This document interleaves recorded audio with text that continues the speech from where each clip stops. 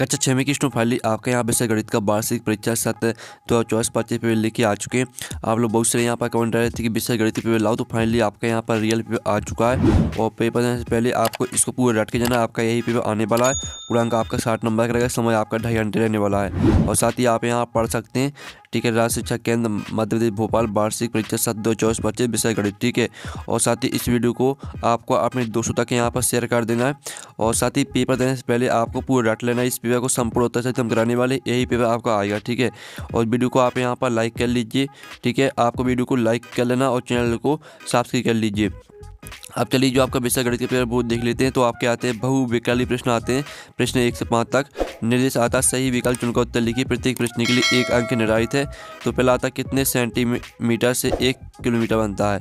तो आपका यहाँ पर ए आता है 1000 सेंटीमीटर, और बी आता है आपका 10,000 यहाँ पर सेंटीमीटर, और बी आता है 20,000 सेंटीमीटर, और सी आता आपका यहाँ पर 1,00,000 सेंटीमीटर, और आपका यहाँ पर डी आता है 2,000 सेंटीमीटर।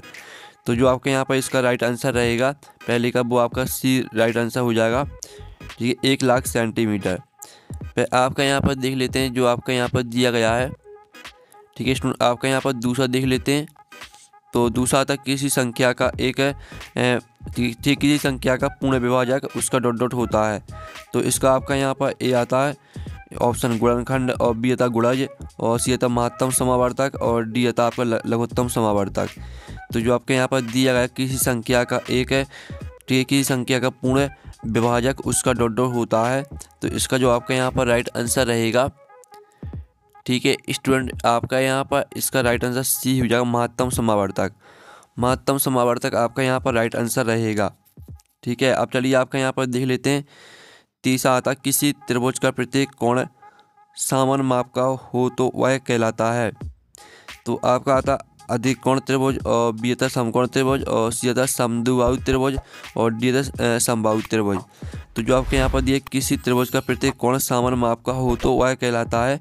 तो इसका तीसरे का आपका राइट आंसर हो जाएगा, ठीक है, समबाहु त्रिभुज। समबाहु त्रिभुज आपका यहाँ पर राइट आंसर रहेगा। फिर आपका यहाँ पर देख लेते हैं। चौथा आता है -3 में से +3 घटाने पर प्राप्त होगा। तो आप यहाँ पर देख लीजिए, इसका जो आपका यहाँ पर राइट आंसर यहाँ पर पहले तो आपका इसका ये ऑप्शन आता -3, बी आता आपका 0, और सी आता -6, और डी आता 6। तो आपका यहाँ पर जो दिया गया है, ठीक है, -3 में से +3 घटाने पर प्राप्त होगा। तो इसका जो राइट आंसर रहेगा वो आपका यहाँ पर 0 हो जाएगा, ठीक है, 0 आपका यहाँ पर राइट आंसर रहेगा। फिर आप यहाँ पर देख लीजिए, आपका यहाँ पर जो आपका यहाँ पर दिया गया है, ठीक है, 0 आपका यहाँ पर राइट आंसर हो जाएगा। और साथ ही आप यहाँ जो आपके यहाँ पर दिया है, ठीक है, -3 में से आपको, ठीक है, +3 घटाना है। तो आप यहाँ पर देख लीजिए, आपका जो यहाँ पर इसका राइट आंसर रहेगा वो आपका हो जाएगा, ठीक है। आप यहाँ पर देख लीजिए, इसका आपका डी राइट आंसर रहेगा, ठीक है, 6 आपका राइट आंसर हो जाएगा, ठीक है। आपका जो इसका राइट आंसर रहेगा वो आपका यहाँ पर हो जाएगा 6, ठीक है। और साथ ही आप यहाँ पर देख लीजिए 6 आपका राइट आंसर रहने वाला है इसका। और फिर आपका जो 5वां था समीकरण 3n = 21 में n का मान क्या होगा।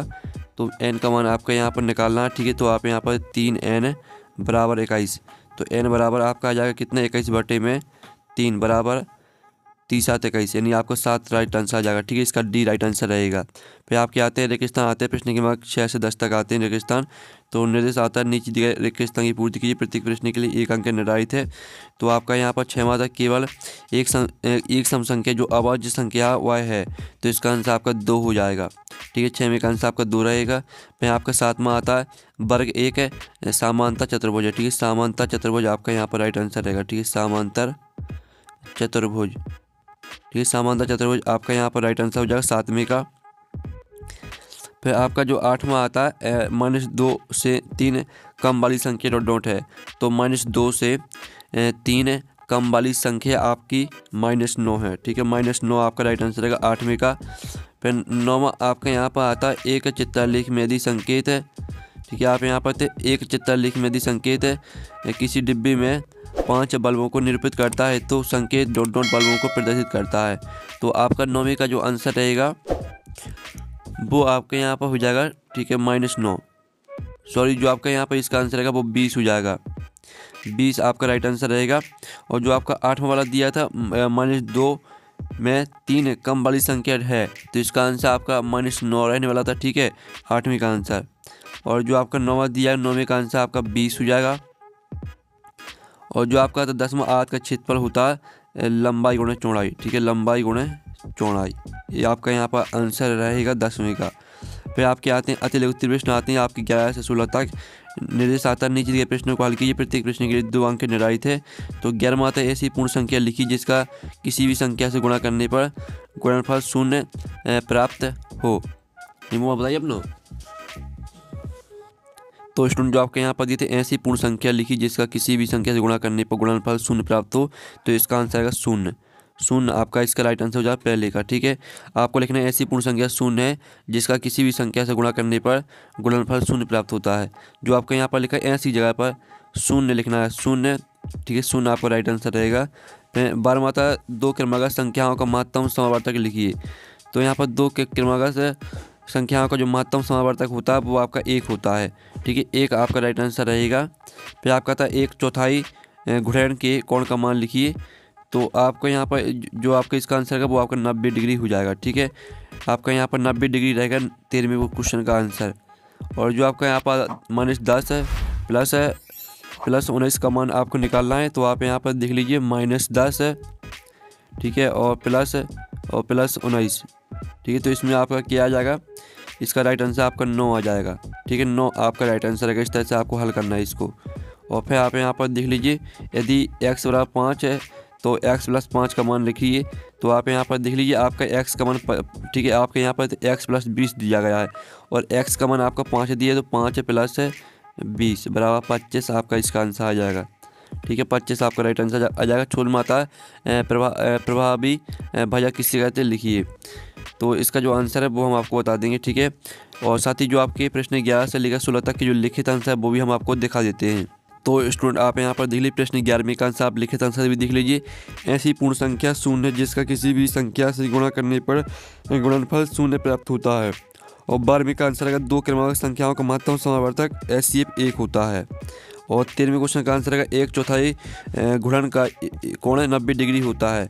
और आप यहाँ पर 14वें क्वेश्चन का आंसर देख लीजिए, 15वें क्वेश्चन का आंसर। ठीक है, ये आपका 11 से लेकर 15 तक का आंसर हो गया। जो 16वां है 16वें का आंसर हम वीडियो की लास्ट में बताएंगे। अब स्टूडेंट आपके यहाँ पर आते हैं लघु प्रश्न आते हैं आपके 17 से 22 तक। तो 17 तक की संख्या की पूर्ववर्ती संख्या कैसे निकालते हैं उदाहरण दीजिए। और नीचे दी आकृति में कोणों एवं भुजाओं के नाम लिखिए। 19वां तक घड़ी की घंटे वाली सुई कहाँ रुकेगी यदि वह 7 से प्रारंभ करे तो 2 ऋजु कोण घूम जाएं। फिर आपका 20वां क्वेश्चन आता है। 21वां क्वेश्चन देख लीजिए, पहले आप 20वां क्वेश्चन देते हैं। गुरमीत ने 37.65 रुपये में गणित, 31.75 रुपये में हिंदी और 14.70 रुपये में अंग्रेजी की पुस्तक खरीदी। गुरमीत द्वारा खर्च किया गया कुल कितना धन होगा। फिर आपका यहाँ पर आता है 21वां क्वेश्चन। तो 21वां क्वेश्चन देख लीजिए और 22वां क्वेश्चन। ठीक है, तो चलिए आपके यहाँ पर प्रश्न आपके 17 से लेकर जो 22 तक की जो आंसर है वो हम यहाँ पर देख लेते हैं। तो स्टूडेंट आप यहाँ पर देख लीजिए आपका 17वें प्रश्न का आंसर रहने वाला है। ठीक है, किसी संख्या की पूर्ववर्ती संख्या निकालने के लिए उस संख्या में से 1 घटा दिया जाता है। तो यदि संख्या 25 है तो इसकी पूर्ववर्ती संख्या 24 होगी। और फिर आप यहाँ पर 18वें क्वेश्चन का आंसर देख लीजिए और ये आपको 19वें क्वेश्चन का आंसर। ठीक है, यदि घड़ी की घंटे वाली सुई 7 से प्रारंभ करती है तो और 2 ऋजु कोण है यानी 2 × 180 डिग्री बराबर 360 डिग्री घूम जाती है तो सुई पूरी एक चक्र 360 डिग्री घूम कर वापस 7 पर आ जाएगी। ये आपका 19वें क्वेश्चन का आंसर और ये आपका 20वें क्वेश्चन का आंसर। ठीक है, गणित की पुस्तक आपकी 37.65 रुपये में आई थी। हिंदी की पुस्तक 1.75 है और अंग्रेजी की पुस्तक 4.70। तो कुल खर्च आपका 110 रुपये 10 पैसा हो जाएगा। फिर आप 21वें क्वेश्चन का आंसर देख लीजिए। ठीक है, और चलिए आप 22वें क्वेश्चन का आंसर भी आप यहाँ पर देख लीजिए। आपका 22वें क्वेश्चन का आंसर दिया गया है। अब चलिए आपके दिए उत्तर प्रश्न देख लेते हैं।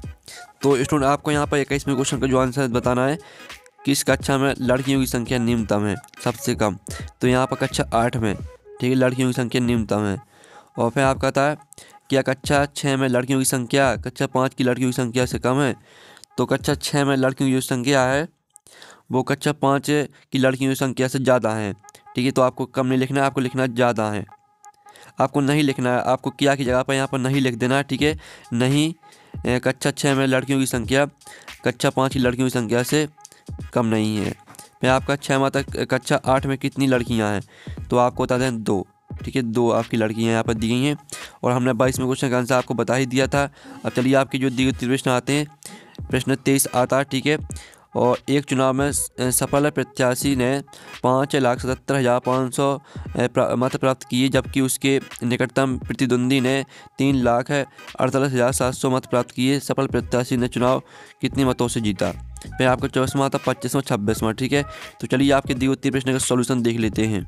तो स्टूडेंट आप यहाँ पर देख लीजिए, आपका 23वें प्रश्न का आंसर रहेगा, ठीक है। सफल प्रत्याशी ने चुनाव 2,28,800 मतों से जीता। फिर आपका यहाँ पर 24वें क्वेश्चन का आंसर देख लीजिए, ठीक है। और ये आपका 25वें क्वेश्चन का आंसर और साथ ही आपका 26वें क्वेश्चन का आंसर, ठीक है। इस तरह से जो आपका पेपर पूरा कंप्लीट हो जाता है, संपूर्ण तरह से करा दिया है। और पेपर का PDF डाउनलोड करना चाहते हैं तो लिंक वीडियो के डिस्क्रिप्शन दी गई, तो आप वहाँ से पेपर का PDF डाउनलोड कर लीजिएगा। तो हम नेक्स्ट वीडियो में, थैंक्स फॉर वॉचिंग।